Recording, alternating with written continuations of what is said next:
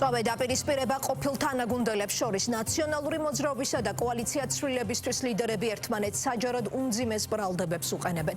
მიხეილ სააკაშვილის შემდეგ კონკრეტული ფაქტების დასახელებას ყოფილი მმართველი პარტიის არც სხვა ლიდერები ერიდებიან. პოლიტიკური კორუფცია, გუნდის ღალატი, ხელისუფლებასთან გარიგების სანაცვლოდ მილიონების მიღება. კოალიციის მისამართით ბრალდებების ჩამონათვალი ვრცელია. მთავარი სამიზნე ნიკა გვარამია, რომელიც ანა წითრიძემ დღეს რუსთავიორის მთავარის და ნაციონალური მოძრაობის გაძარცვაში დაადანაშაულა და სოლიდური ხელფასით შეახსენა.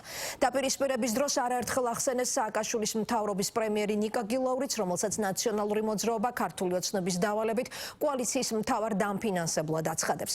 გვარამია, მელია ხოშტარია ჯაფარიძის გაერთიანების ლიდერები დუმილის სტრატეგიას არღვევენ და თავადაც თავდასხმებზე გადადიან. თუ მანამდე მხარეები ზოგადი განცხადებებით შემოიფარგლებოდნენ, ახლა უკვე კონკრეტული ფაქტები და გვარსახელები სახელდება. ურთიერთბრალდებების მთავარი ხაზი კი ხელისუფლებასთან კავშირების თემაზე გადის.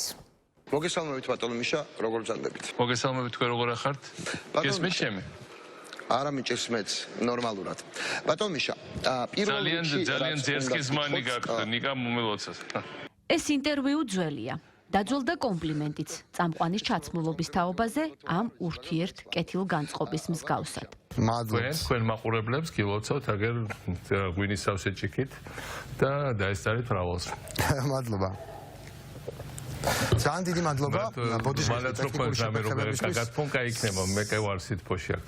ძველია პირდაპირ ეთერში შესმული ეს სადღეგრძელოც და დარდი წამყვანი გვარამიას გაციებაზე. ისე როგორც ძველია ამ და სხვა მრავალ ინტერვიუში მსჯელობა არჩევნებსა თუ შემდგომ პერიოდებზე, ბრძოლის გეგმებსა თუ ოპოზიციის კონფიგურაციაზე. ამ ინტერვიუების შემდეგ ბევრმა პოლიტიკურმა წყალმა ჩაიარა. სააკაშვილი საქართველოშია და სასჯელს იხდის. მედია მენეჯერი ჯერ ადვოკატის რანგში სააკაშვილის უფლებებს იცავდა. ახლა კი ოფიციალურად პოლიტიკაშია და იმის მტკიცება უწევს, რომ კიდევ ერთ ნიკასთან ერთად პარტია სააკაშვილისა და ნაციონალური მოძრაობისთვის ხმების წასართმევად არ შეუქმნია.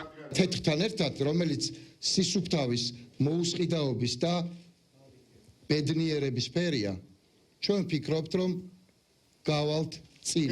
პოლიტიკური დავა და გარჩევები სააკაშვილსა და გვარამიას, ნაციონალურ მოძრაობასა და ახლებს შორის ახლა პოლიტიკურ ფინანსებზე გადის. სააკაშვილი ირწმუნება, რომ პარტია ახალი 2024 წლის საპარლამენტო არჩევნებისთვის ნაციონალური მოძრაობის გაყოფისა და დასუსტების მიზნით შეიქმნა, რაშიც მილიონები ნიკა გილაურმა გადაიხადა. აქვე სააკაშვილი მიუთითებს ქართულ ოცნებასთან გარიგებაზეც. სააკაშვილის ამ ბრალდებებსა თუ განცხადებებს უკვე არაერთხელ მოჰყვა გვარამიას უარყოფა. არა იმდენად გილაურ თანამშრომლობის თაობაზე, არამედ 40 მილიონსა და გილაურის ქართულ ოცნებასთან გარიგებაზე. უფრო მეტიც ბრალდებებს გვარამია თავად ნაციონალური მოძრაობის წევრების ბიზნეს საქმიანობაზე საუბრის დაწყებითა და კითხვების დასმითაც პასუხობს. რა ბინძური სალანძღავი სიტყვები არ ისროლეს ოპოზიციონერებმა ჩემი მისამართით ამ დღეებში. დააკვირდით, რომ მიახლოებითაც კი ვერ უბედავენ იმავეს ივანიშვილს. თან ძალიან სასაცილოა, რომ ილანძღებიან და შემდეგ საკუთარ გვერდს კეტავენ კომენტარებისთვის. იციან რა ხალხის რეაქცია. თქვა მან და ბუჩქებში გაუჩინარდა, რაც მაფიქრებინებს, რომ ესენი ამას იძახიან არა იმდენად ხალხის, არამედ ერთი კაცის გასაგონად. მხოლოდ იმის თქმა მსურს, რომ ამ კონკრეტულ მოღვაწეებთან ერთად ბრძოლაში წასვლა საშიშია. ვინაიდან ეს დამარცხების რეპეტიცია.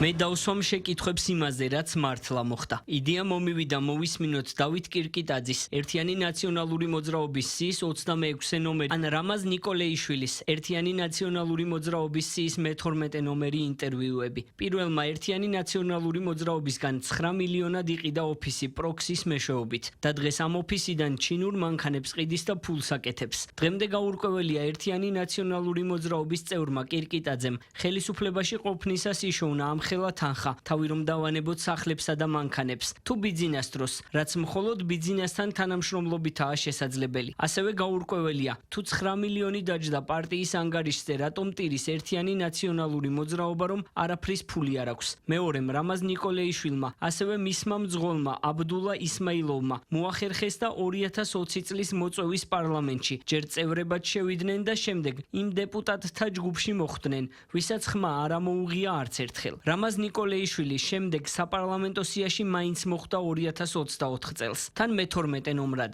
მისი აზრი საქართველოში მიმდინარე მოვლენებზე ისევე როგორც კირკიტაძის არავის არ გაგვიგია. ახლების სიაში ერთ ადამიანს მაინც თუ იპოვნით ვინმე ან გილაურის ჩასმულს, ან ფული ვინც გადაიხადა, საჯაროდ პასუხი მომთხოვეთ და მამხილეთ.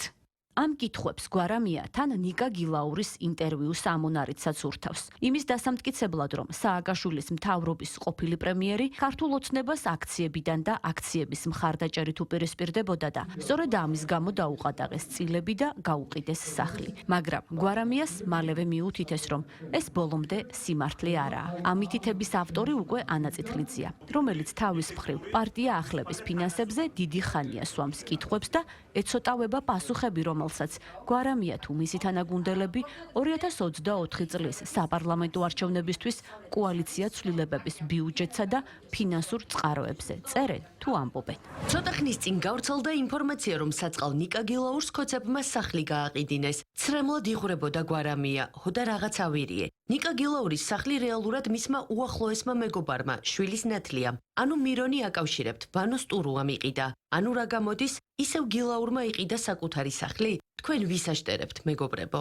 უსინდისო ტყუილია, რომ გილაურმა კოალიციაში 10 მილიონი მოიტანა. არც 10 მილიონი ყოფილა და არც გილაური ყოფილა რესურსის ერთადერთი წყარო კოალიციისთვის. უსინდისო ტყუილია, მე ვიტყოდი ნაბიჯრობა, რომ გილაური ჩვენგან ითხოვდა არჩევნების შედეგების აღიარებას და პარლამენტში შესვლას. ესაა მთავარი ტყუილი, რომლისთვისაც სხვა ტყუილები გახდა საჭირო. ამის ნაბიჯრული გაგრძელებაა, რომ თითქოს ციხეში იმიტომ ჩაგვსვეს, რომ გილაურს არ დაუჯერეთ და ამით ირიბად ბიძინა გადავაგდეთ. ზოგი ამტკიცებს, ზოგი იფიცება, თანაც არც თუ თავაზიანად. დავაკი გრძელდება. ონლაინ პოლიტიკურ ბრძოლაში საქმე იქამდეც მივიდა, რომ გვარამიას ის ხელფასით შეახსენეს, მედია მენეჯერის რანგში რომ იღებდა. თავის მხრივ ამაგი გვარამიასაც ახსოვს, მაგრამ არც იმ სიკეთეებს ივიწყებს, თვითონ რომ გაუკეთებია.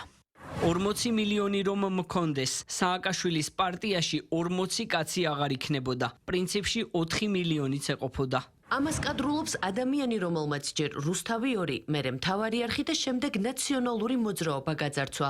ადამიანი, რომელსაც თვეში 85,000 ლარი და ეს ყველაზე ნაკლები თანხა იყო. ხელფასად ჰქონდა მაშინ, როცა მისი თანამშრომლების დიდი ნაწილი თვეების განმავლობაში ხელფასს ვერ იღებდნენ. შემდეგ ესეც არ ეყო, ჯერ ბიძინას დავალებით მთავარი არხი დახურა, მერე კი ისევ იმ ადამიანებს მიადგა, ვინც მას ჩააცვა და ღალატის სანაცვლოდ 40 მილიონი აიღო.